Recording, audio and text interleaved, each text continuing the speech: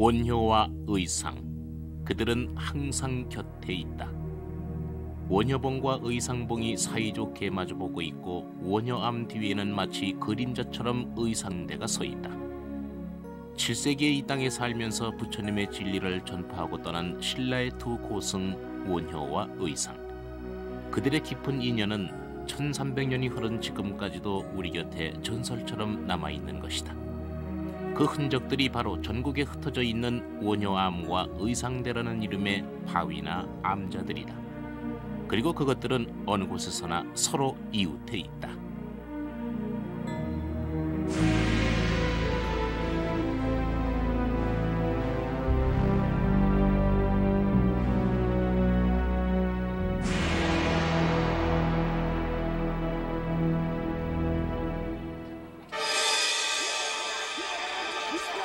두 사람이 태어난 7세기 중엽은 신라가 당나라와 연합하여 백제와 고구려를 차례로 멸망시키고 삼국을 통일하던 대격변의 시기였다.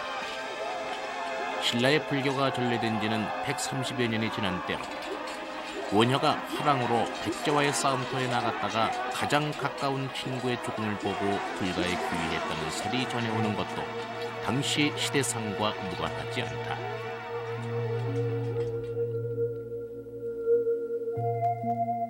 신라 문무왕 원년, 원효와 의상은 당나라 유학길에 오른다. 당시 17년 동안 인도 유학을 마치고 당나라로 돌아와 새로운 학풍을 떨치고 있던 현장법사를 만나기 위한 것이었다. 현장법사는 그 유명한 소유기의 삼장법사로 우리에게 더 친근한 당나라의 고승이다.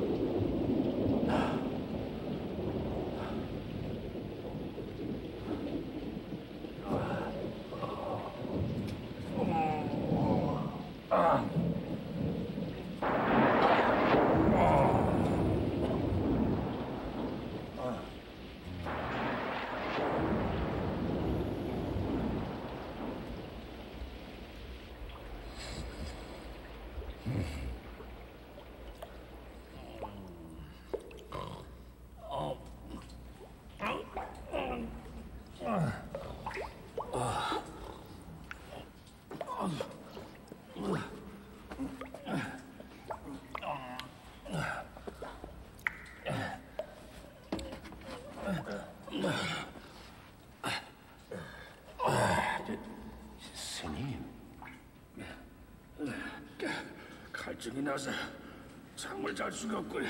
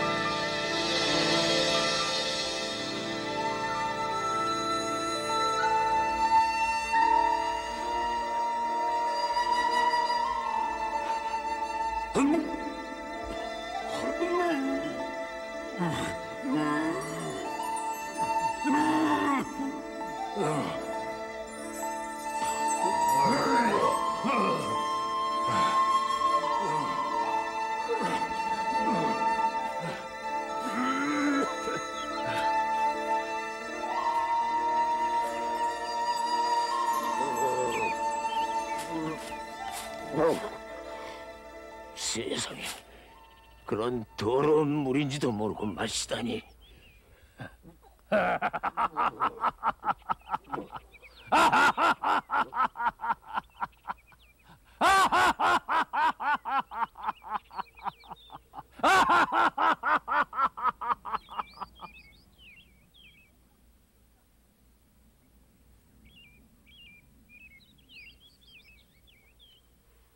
아니, 스님.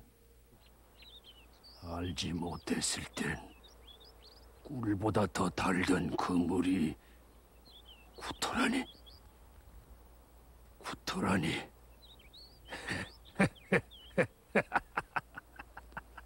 예? 모든 것은 마음에서 일어남이 아니오. 알지 못하고 마셨을 땐 꿀보다 더 달던 그 물이 그것이 해골 바가지 속에 썩은 물이었음을 알았을 때 견딜 수 없으면 모든 것은 마음에서 일어나는 것. 마음 바뀔 법이 없는데 어찌 따로 구하겠소? 아니, 스님, 무슨 말씀이신지. 오랜 꿈을 깼소. 오랜 꿈으로부터 후련히 깨어났소. 나를 당나라로 가지 않겠소? 스님.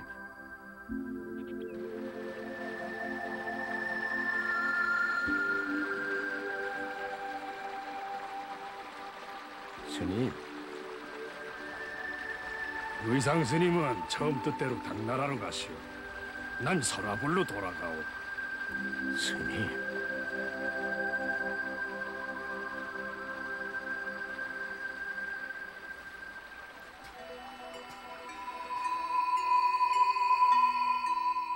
원효의 성은 설씨이다. 서기 617년 신라 진평왕 39년에 지금의 경상북도 경산 땅에서 지방관리의 아들로 태어났다. 어렸을 때의 이름을 서당이라고 했으며 자신이 살던 집을 절로 만들어 초계사라 이름 짓고 15살 나이에 출가를 했다. 그는 자세와 행동이 당당하고 씩씩하며 글에 능하면서도 용감하고 굳셌다고 한다. 의상은 원효보다 8살이 어리다. 서기 625년 진평왕 47년에 경주에서 귀족인 김한신의 아들로 태어나 20살경에 경주 황복사에서 출가했다. 무슨 일이든 따져보고 계율에 철저한 성격이었다.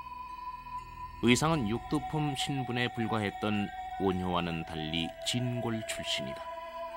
엄격한 신분 사회였던 신라에서 이처럼 각기 다른 신분으로 태어났기에 두 사람은 훗날 구도와 수행의 길도 나아가 불법을 널리 펴는 방법에서도 전혀 길을 달리할 수밖에 없었는지 모른다.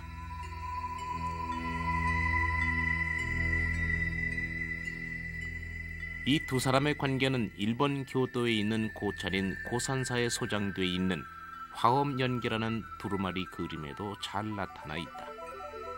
800여 년 전인 13세기 초에 제작돼 일본의 국보로 지정된 이 화엄연계의 내용은 서기 988년에 중국에서 씌어진 송고숭전의 원효와 의상 일대기를 바탕으로 그린 그림이다. 이 화엄연계에 의하면 원효와 이별한 의상은 지금의 남양만인 당황성에서 당나라로 돌아가는 사신의 배를 얻어 타고 천신만고 끝에 당나라 둥주 땅에 도착했다고 한다. 그러나 의상은 그만 병을 얻어 민가에 잠시 유숙하게 된다.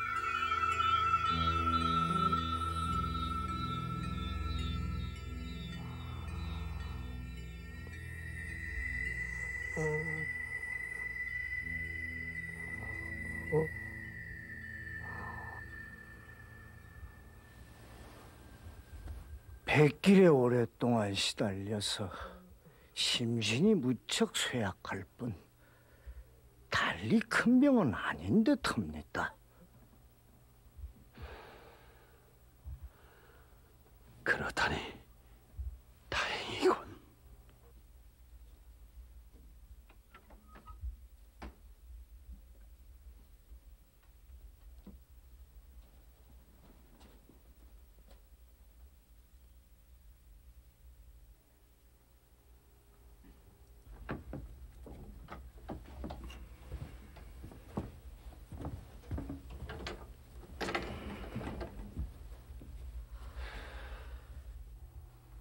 약을 두어 첩지어 드릴 테니 다려 먹이도록 하시지요. 알겠네. 아무리 생면부지의 처제이긴 하지만 낯선 타국에 와서 그 무슨 고생인가. 나도 부처님을 섬기는 사람인데.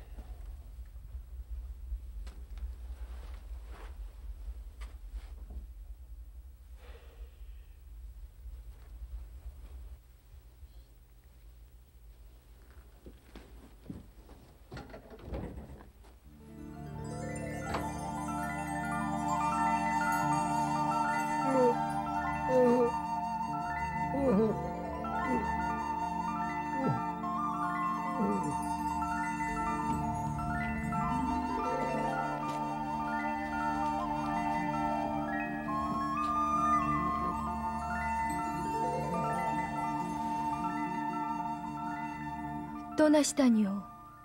소녀 때문이옵니까? 본디 소승은 구도를 위해 생명을 걸고 수백 리 험한 백길을 넘어왔습니다.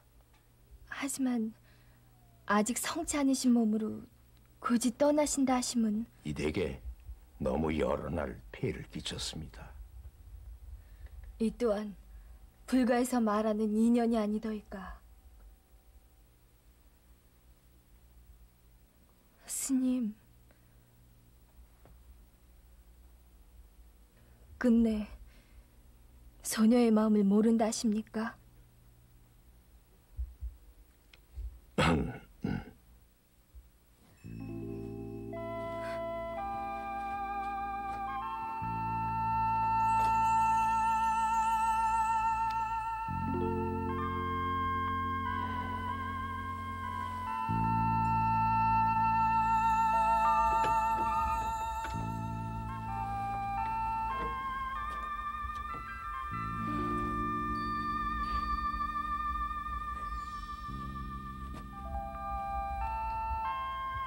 아니, 선녀야, 너 무슨 일이 있었냐?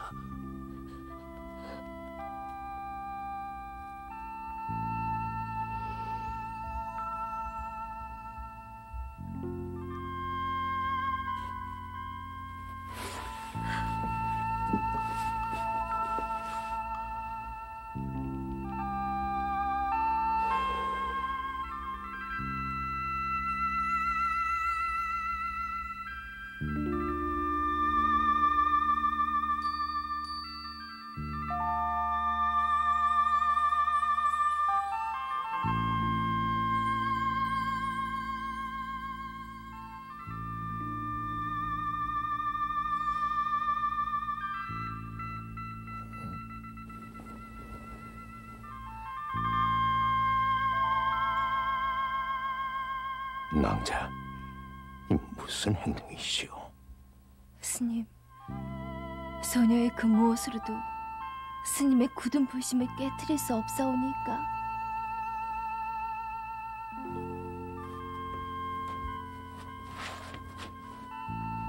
욕망의 그물로 스스로를 가리고 사랑이 뚜껑으로 스스로를 덮으면은 스스로 감옥에 묶이는 것이 마치 물고기가 통발의 주둥이로 들어간과 같다고 했습니다.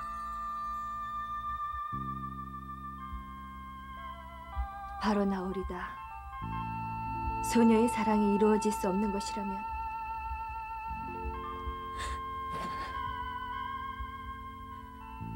세세생생 태어나고 또 태어나도 스님에게 귀의하며 부처님의 법을 배우고 큰 일을 이룩하겠습니다. 제자는 시주가 되어 수학하시는 동안 필요한 생활용품을 바치겠나이다.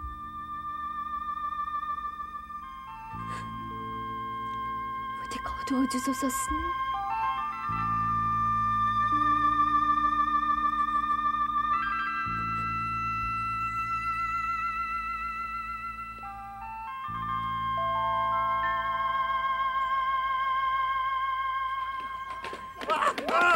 차로 빠진 도끼를 허락하려나? 누가 자로 빠진 동지를 허락하려나? 내 하늘을 바칠 기둥을 다듬고자 하는데 누가 자로 빠진 도끼를 허락하려나? 내 하늘을 바칠 기둥을 다듬고자 하는데 누가 자로 빠진 도끼를 허락하려나? 내 하늘을 바칠 기둥을 다듬고자 하는데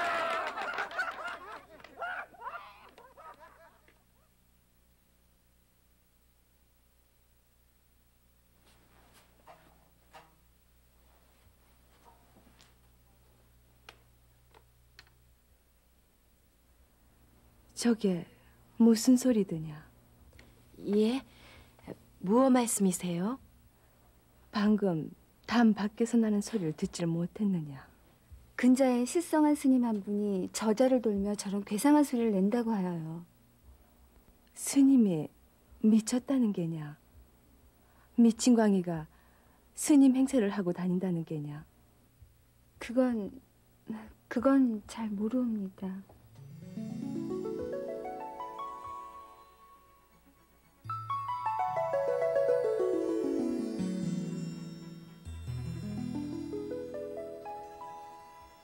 미친 스님? 그게 대체 누구란 말이더냐?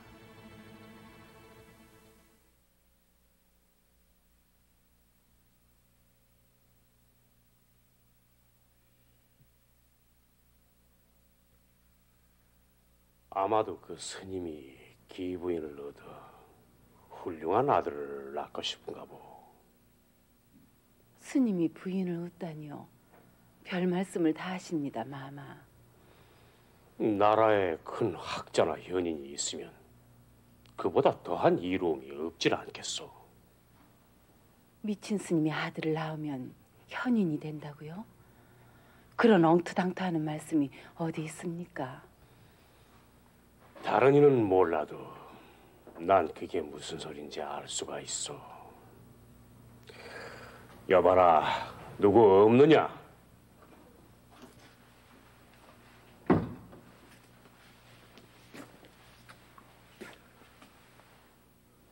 대왕마마, 이찬 두수 대령이요.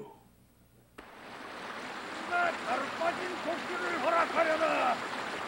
내 하늘 맛을. 스님, 대왕마마께서 스님을 찾으십니다. 서두르시오.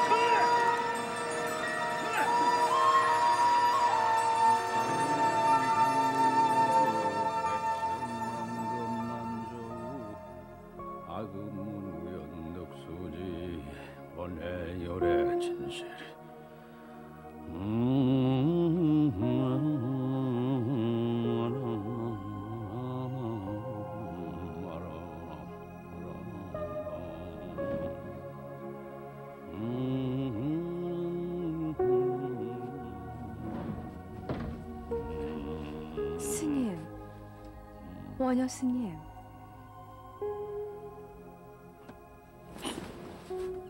저리서 물러나시오. 난 벌거 무슨 소리란 말이오.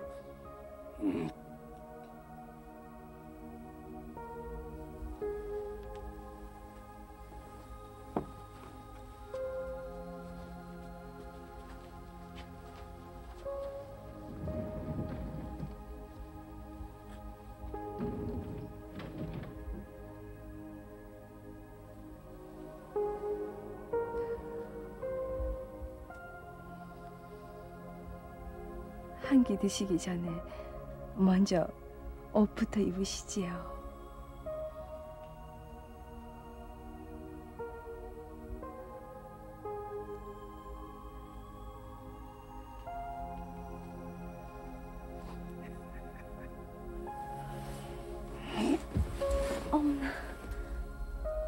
그대가 자루 빠진 도끼인가?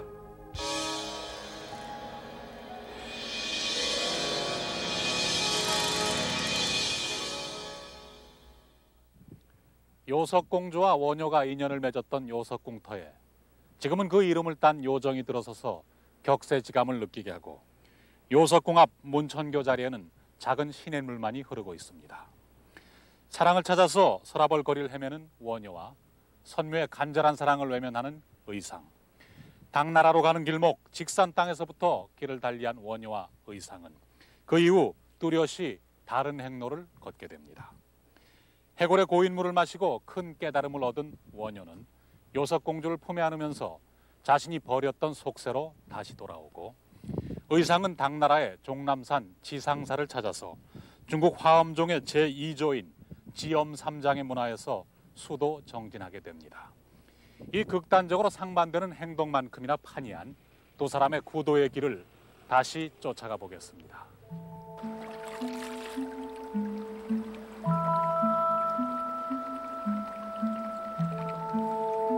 선묘의 사랑을 물리친 의상은 지엄 밑에서 수확하며 화엄의 깊은 세계에 빠져든다.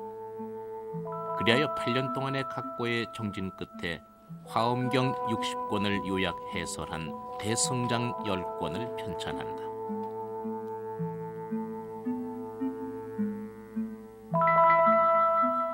원효는 스스로를 소성거사라 칭하며 자신을 낮추면서 아무것도 꺼릴 것 없는 무예의 자유인이 되어 대중교화에 앞장선다. 원효에게는 요석공주와의 인연이 그저 단순한 파괴가 아니라 속세로 돌아오려는 강렬한 몸짓이었던 것이다. 대사님! 대사님! 경화하옵니다, 대사님. 기동이든가 하늘을 바칠 기동! 요석공주와 원효 사이에 그가 바라던 하늘을 바칠 기동 설총이 태어난다. 설총은 신라시대의 대학자이다. 신라 10편 중에 한 사람이며 신라 향철인 이두를 집대성하면서 우리나라 유학의 종주가 된다.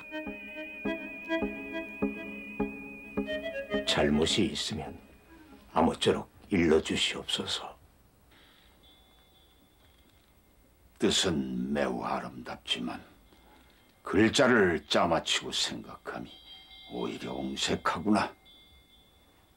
들고 따라 나오너라.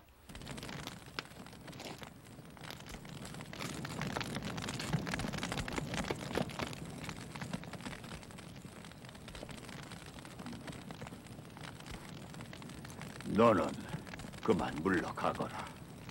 예. 책을 태워라. 아니, 큰 스님.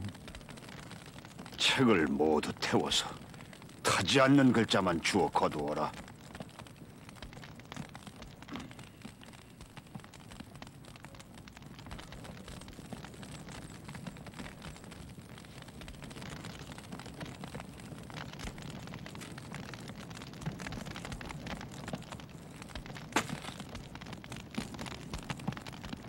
말이 성지에 맞는다니 원건대 타지 마소서. 타지 마소서.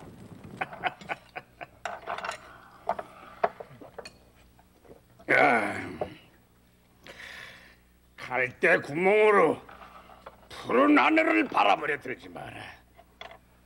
봉황새가 창문에 날아오르면은 사나이의 나직함을 내려다볼 수가 있고, 강을 다스리는 하백이 큰 바다에 이르면은 시냇물이 좁았음을 겸연쩍어 하는 게야.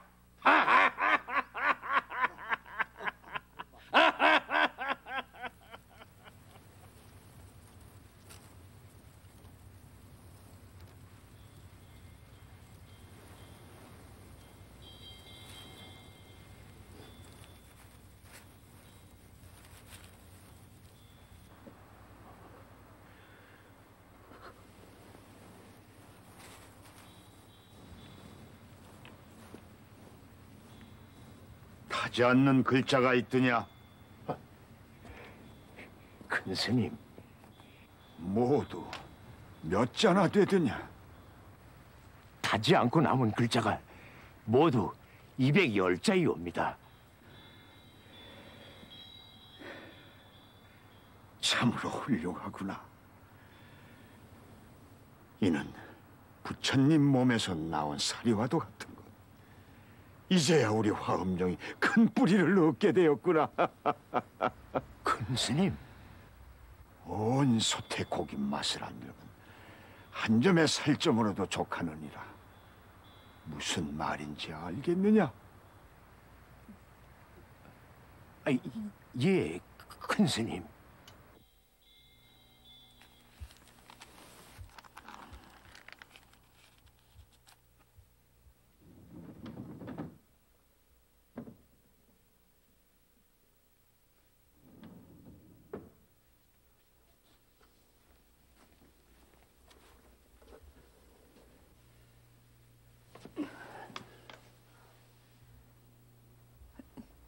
무슨 일이셔요?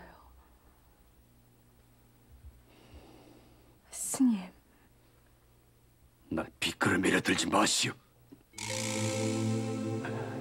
스님. 밤마다 어이 이르셔요. 그 까닭이나 말씀해 보셔요. 공주가 원했더이까? 제가 원해서 스님을 맞아드렸더이까? 이제 와서 이름 먹은 강아지보다 애당초 날 취하지 않았더라면 난 공주를 취한 적도 버린 적도 없어.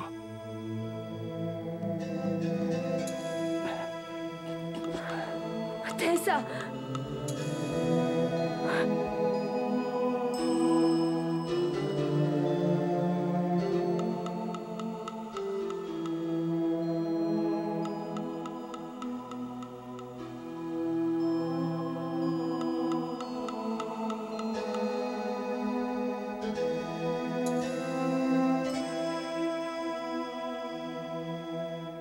소음에 휘날리는 것은 번뇌장과 소지장을 끊는 까닭이요, 3번 발을 드는 연유는 3계를 세속의 세계를 걷는 때문이다.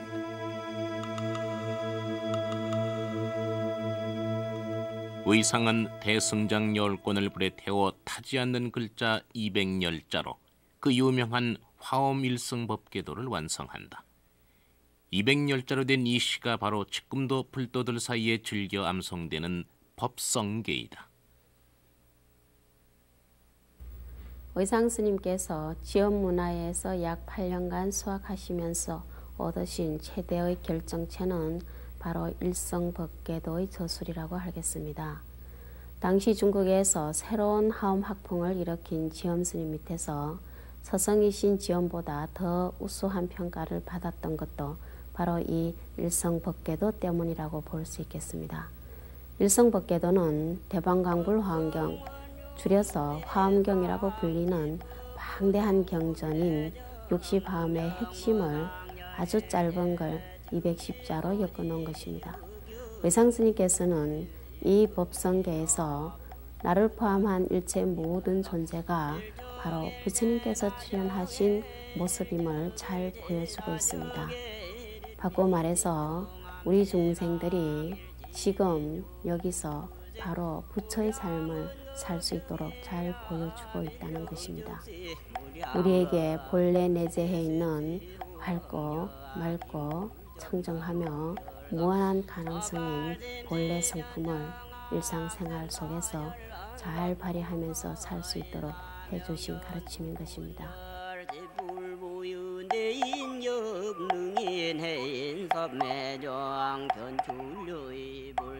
의상은 어느 날 고련히 귀국길에 오른다. 그 무렵 당나라의 사신으로 왔다가 감옥에 갇힌 태종 무열왕의 둘째 아들 김민문으로부터 당나라의 신라 침공 계획을 전해들은 의상은 그 사실을 알리기 위해 귀국을 서두른다. 스님,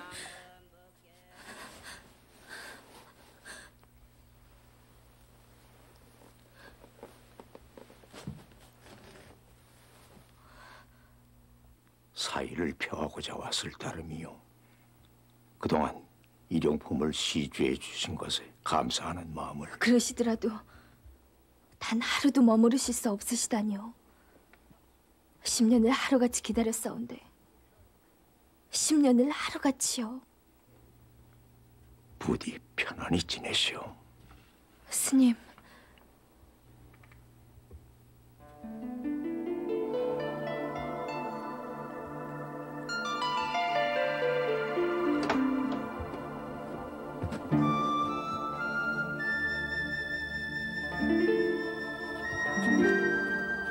의상에 대한 선묘의 애절한 사랑은 아름다운 설화로 남아 오늘날까지 이어지고 있다.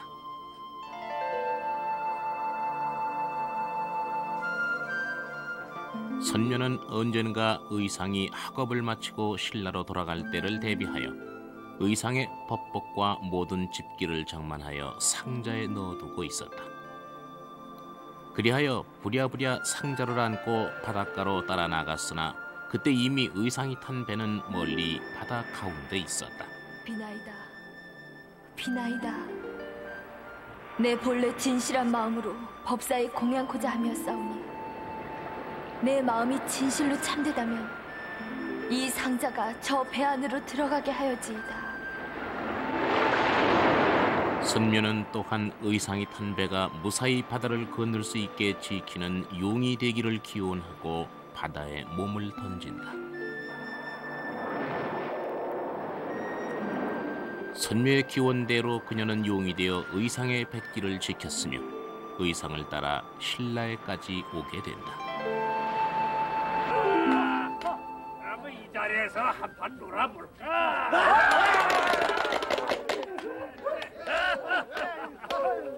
아니 그래, 해와 달을 머리에 이고 살면서도 어둠을 물리칠 줄을 모른다는 소린 게야?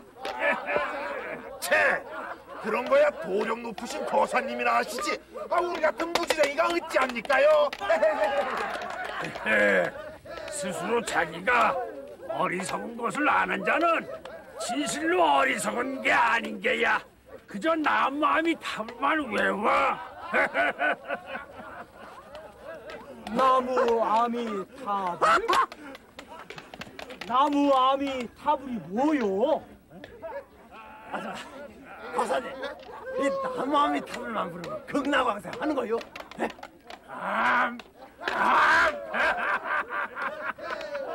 아미타불의 본원을 따르기만 해도 반드시 그 나라에 왕생하게 돼 있는 게야.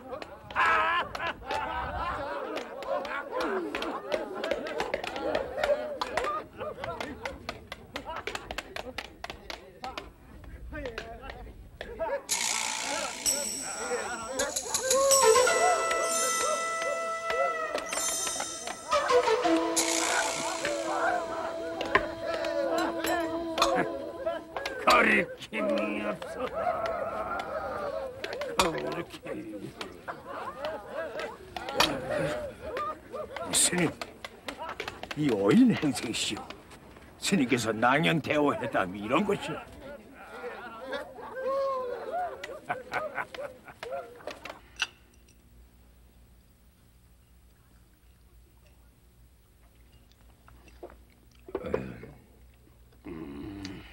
아니 스님, 어쩌면 그렇게 자유로울 수가 있습니까?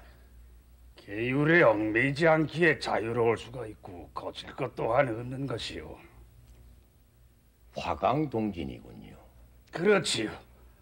티끌 세상에 어울렸으나 그 진심은 더럽히지 않았고 빛을 섞었으나 그 본체는 변하지 않았다. 연꽃을 보세요. 그 더러운 물 속에서도 아름다운 꽃을 피우지가 않소. 그래, 의상스님은 법궤도를 지었다고요. 예. 200열자의 시를 도인에 합쳐서 만든 겁니다. 200열자? 아니, 어째서 그렇게 말을 아끼시오? 사람들은 흔히 말의 그물에 걸려들기 때문입니다. 달을 보지 않고 손가락만 잡고. 말이 달을 가리키는 손가락이라 할지라도 나는 많은 말을 하고 많은 책을 남기게 해서 사람들은 손가락을 통해서도 달이 있는 것을 알기도 하니까. 말이 많고 적음이 문제가 되겠습니까? 하나가 전체로 통하고 전체가 곧 하나가 아니겠습니까?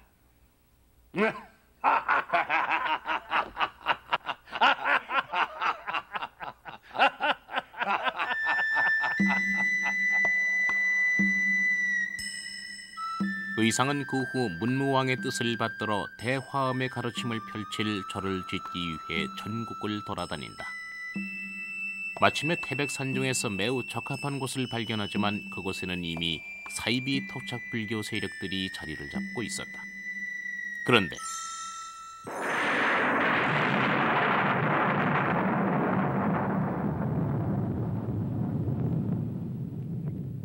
항상 의상을 따라다니며 호위하고 있던 선묘령이 의상의 이러한 뜻을 알고서 곧 신통력을 발휘했다고 한다. 선묘령은 사방이 10리나 되는 큰 바위돌로 변해 무리들의 머리 위에서 떨어질 듯한 상태로 떠있자 무리들이 모두 크게 놀라 사방으로 흩어지고 만다. 이렇게 하여 세워진 것이 바로 태백산 자락의 대가람을 형성한 경북 영주의 부석사다.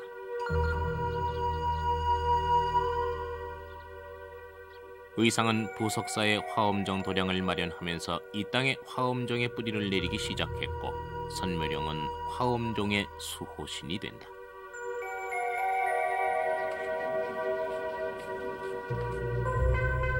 한편 원효는 수행자의 담장을 허물어버린 거칠 것 없는 자유인으로 살았다. 그는 방방곡곡을 누비며 민중 속에 살아 숨쉬는 불교를 전파했다.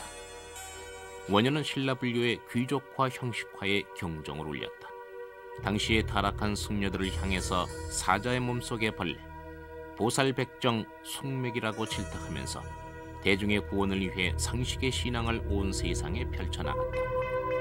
이러한 원효에게는 그 위대성만큼이나 수많은 설화와 전설이 따라다녔다.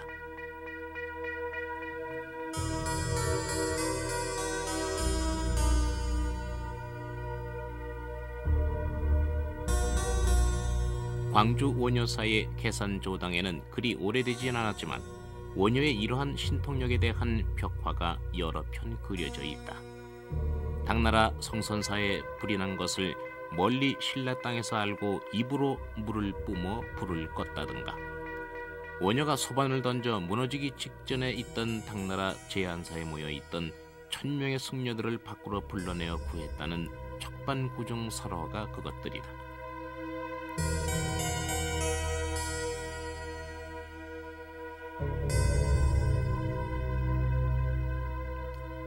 이 설화는 다시 그때 생명을 구한 당나라 승려 1000명이 원효를 찾아와 이곳 천성산 화엄벌에서 그의 불법 강론을 듣고 제자가 된 것으로 발전한다. 지금 뒤에 보이는 탑이 원효가 주지로 있던 고선사의 3층 석탑입니다. 바로 이 고선사에 있을 때 원효가 당나라 성선사에 불이 난 것을 알고 입으로 물을 뿜어서 불을 껐다는 것입니다. 이런 이야기들은 지금 생각해보면 참으로 황당무계합니다. 그러나 이렇게 원효가 성선사에 불을 끈 얘기나 혹은 척반구중 얘기, 그리고 의상의 부석사 창건에 얽힌 설화들은 그 나름대로 중요한 의미를 가집니다. 당시 백성들에게 끼친 두 고승의 교화와 영향을 단적으로 알 수 있으며 이 교화를 통해서 평화와 화해를 갈구하던 백성들의 간절한 염원을 읽을 수 있는 것입니다. 뿐만 아니라 이러한 설화의 무대가 신라 땅에만 국한되지 않고 당나라에까지 확대되어 있는 것을 볼 때 그들의 명성과 사상이 멀리 당나라에까지 그 영향을 미쳤음을 능히 알 수가 있는 것입니다. 그러면 여기서 원효와 의상이 동시에 나타나는, 그래서 두 사람 중 누가 더 나은가를 따져보던 선조들의 생각이 담긴 재미난 설화를 하나 더 보도록 하겠습니다. 671년 문무왕 원년, 관음보살의 진신이 동해안 해안 굴 속에 산다는 소문을 듣고 의상은 이곳으로 온다. 관음보살을 친견하고자 이 굴 앞에서 7일 동안 기도를 하니 하늘에서 수정염주 한 꾸러미를 내려주었다고 한다. 그리고 잠시 후 동해의 용이 나타나 여의주 하나를 바쳤다. 다시 7일 기도를 하니 비로소 관음을 보게 됐고, 관음보살의 말에 따라 의상은 이 굴 위에 관음보살상을 모신 후 절을 지어 낙산사라 이름하니, 이것은 원래 관음보살이 산다는 인도의 보타라카산에서 그 이름을 따온 것이었다. 의상이 관음보살을 만났다는 소식을 들은 원효 역시 관음을 만나러 낙산사로 향한다. 극락전에 공덕을 쌓아 극락왕생하소서.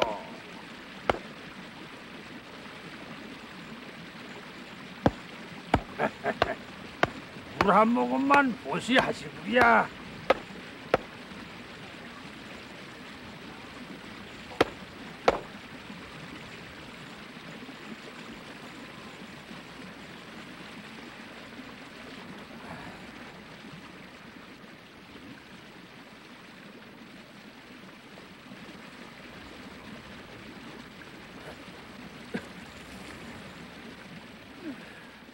진리의 물맛도 모르는 어리석은 화상아.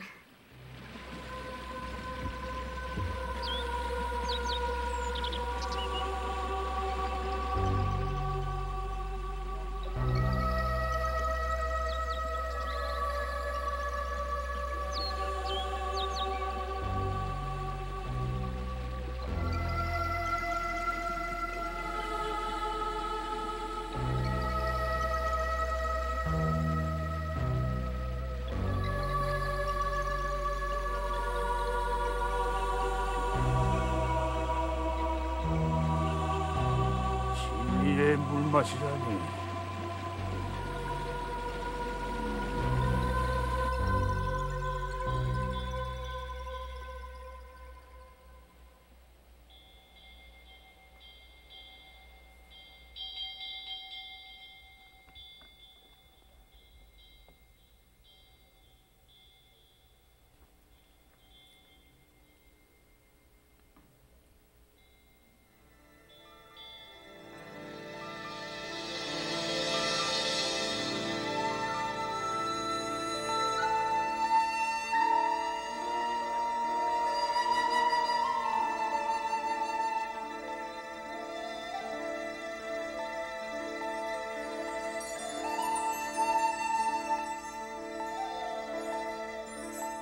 의상은 관음보살을 만났는데, 원효는 빨래하는 여인으로 나타난 관음보살의 화신을 눈앞에 두고도 알아보지 못했다는 삼국유사에 실린 이 설화는 원효와 의상 두 사람에 대한 관계를 상징적으로 보여준다.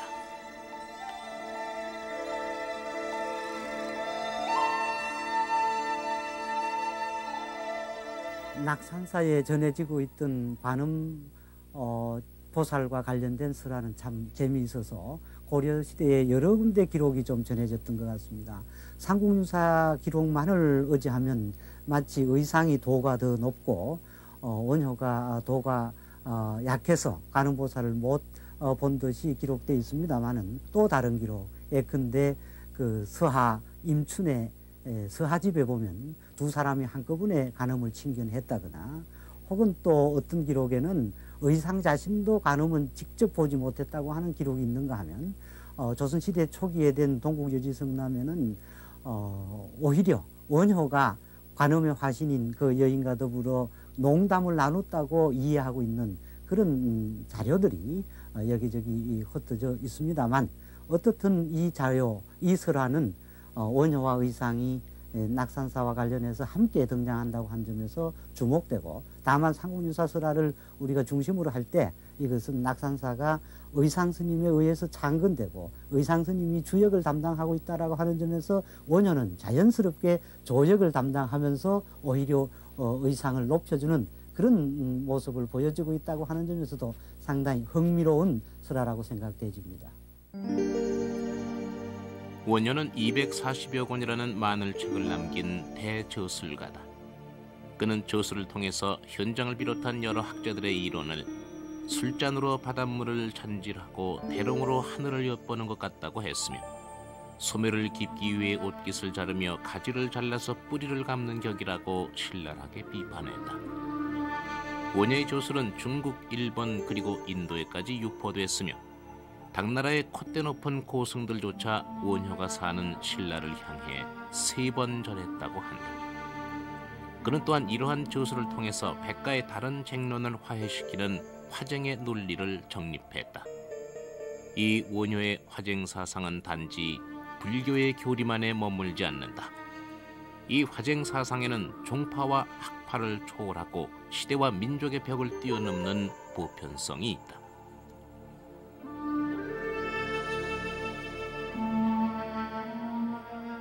의상은 보석사를 중심으로 조화와 원융을 강조하는 화엄 사상을 이 땅에 심기에 심혈을 기울였다. 이곳에는 수많은 제자들이 몰려들었고 의상은 엄격한 계율 속에서 제자들을 키워나갔다. 그의 문화에는 표훈, 진정, 지통 등 소위 10대 제자가 있었는데 삼국유사의 기록에는 이들 10명의 제자가 모두 성인에 가까웠다고 전한다. 수 있는 경지에 다름 아니니라. 하나 안에 일체가 있고 일체 안에 하나가 있어. 하나는 곧 일체요, 일체는 곧 하나이니. 한 티끌 속에 그는 많은 글을 쓰지는 않았다. 그러나 화엄일승법계도를 비롯한 그의 몇몇 조술들은 화엄 사상 최고 명조 중에 하나로 꼽힌다. 그러하니라.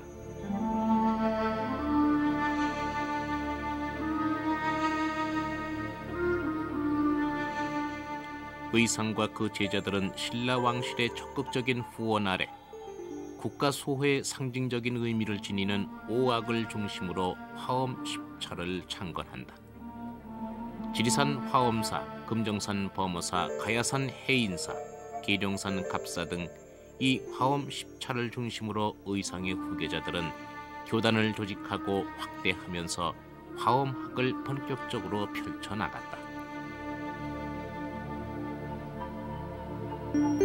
원효와 의상은 그 수행의 길을 같이 가면서 깊이 서로 사귀었던 도반이었습니다. 그러나 이분들은 서로 다른 방법으로 수행했고 교화한 그런 특징을 보여주고 있습니다. 의상이 일생 동안 그 수행자의 본분을 지켰다면 원효는 다시 이 세속 속으로 돌아와서 대중을 교화하는 모습을 보여줬습니다.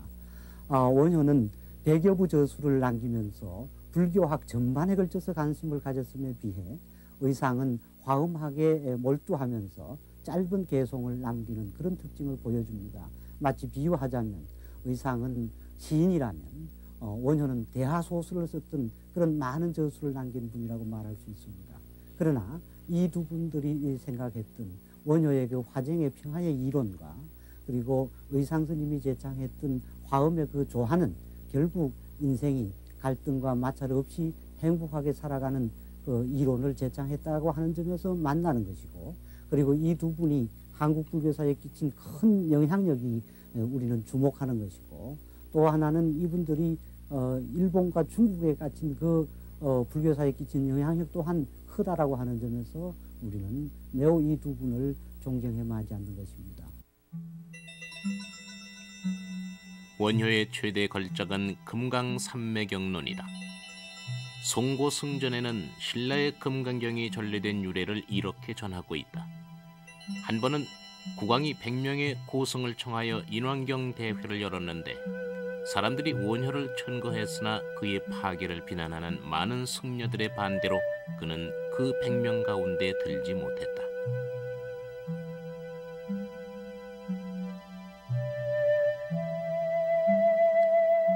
그런데 때마침 왕비가 뇌종양을 앓게 됐는데 아무리 좋은 약을 써도 효과가 없었다. 왕은 약을 구하러 사신을 당나라로 보내게 된다. 사신 일행이 바다 가운데 이르자 물속에서 한 노인이 솟아올라 그들을 용궁으로 인도하여 말하기를 금강산매경을 왕비에게 강론하면 반드시 그 병이 나을 것이라고 했다. 그러나 신라에서는 금강산매경을 해석할 사람이 아무도 없었다. 그러자 원효와 같은 무의 도인이던 대안의 천고로 고향인 경산에 은거 중이던 원효에게 보내져 금강경에 추석서를 쓰게 된다. 여명이여, 황마마 환웅 이중하시니 쾌차를 비는 강경법회를 열라는 대왕마마의 지엄하신 분부시오. 대사는 천각을 지체치 말고 황룡사로 가서 강론을 펴야 하오. 대사, 왜 아무런 말씀이 없으시오? 어서 떠날 채비를 하시지요.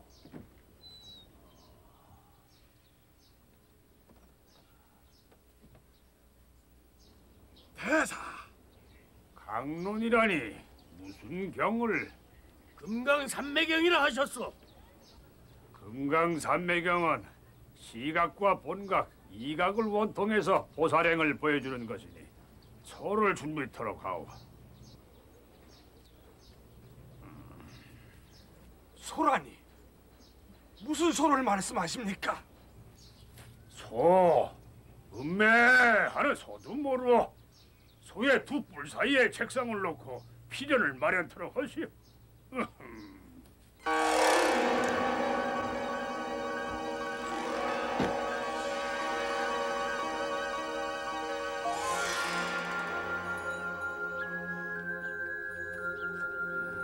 아, 이리야, 이놈의 소야. 이렇게 늦장 부리다가는 내 명줄뿐만 아니라 내 목숨도 성치 못하겠다.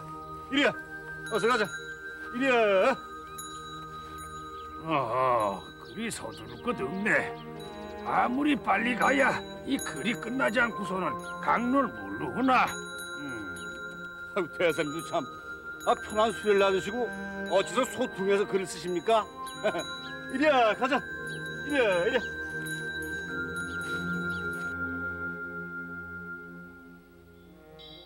만나기도 어렵고 헤아리기도 어렵다. 이 법 듣기 또한 어려워라. 더없이 좋은 복받치고 최상의 훌륭한 묘한 약이로다. 충생을 제도하기 위해 지금 말씀을 하셨다네.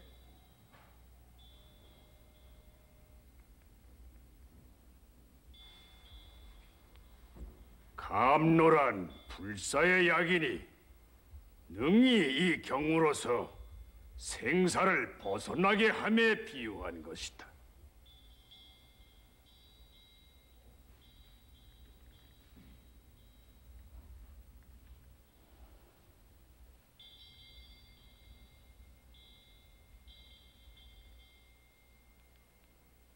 깊고도 미묘한 금강산매의 가르침, 지금 받들고 우러러 믿으며 강하노니 바라옵건대 이 선근 법계에 두루하여 일체를 이롭게 하여 남김이 없게 하여지이다.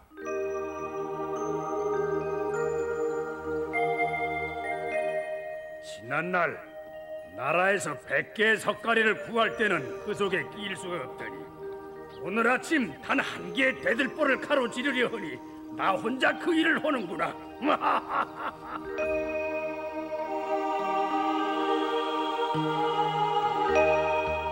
의상이 이 땅에 펼친 화엄종은 지금에 이르기까지 우리나라 불교의 중심 사상으로 자리 잡았으며 원효는 민중들의 마음속에 영원한 정신적 스승으로 모셔지고 있다. 원효는 참으로 자유로운 무외도인의 길을, 의상은 철저한 수행자의 길을 갔다. 한 사람은 대단히 정밀한 자아를 가지고 한 사람은 잣대마저 버린 채 세상의 진리를 쟀다. 서기 600년대를 살다간 원효와 의상. 이들은 일찍부터 열애와 보살로 존칭됐고 성자로 추앙받아 왔습니다. 보살은 고해의 뗏목이자 어두운 거리에 등불이며 험한 세상의 달이라고 했습니다. 그 어떤 사람이라도 저쪽 행복의 언덕으로 건너게 해주는 것이 바로 뗏목이요 달이입니다. 온 세상 사람들의 시비와 투쟁과 갈등을 화해시키려고 했던 원효의 화쟁사상. 그것은 오늘날 피안의 평화로운 세계로 건너게 해줄 튼튼한 다리로 굳게 서 있는 것입니다. 등불은 거리의 어둠을 밝힙니다. 세상은 진리의 등불로 밝아질 수 있습니다. 의상이 태백산에서 켜들었던 화엄이라는 조화의 등불은 아직도 꺼지지 않았습니다. 1300년 전 원효와 의상이 밝혔던 화해와 자유, 그리고 조화와 원흉이라는 등불은 지금도 우리들의 밤을 지키고 있습니다.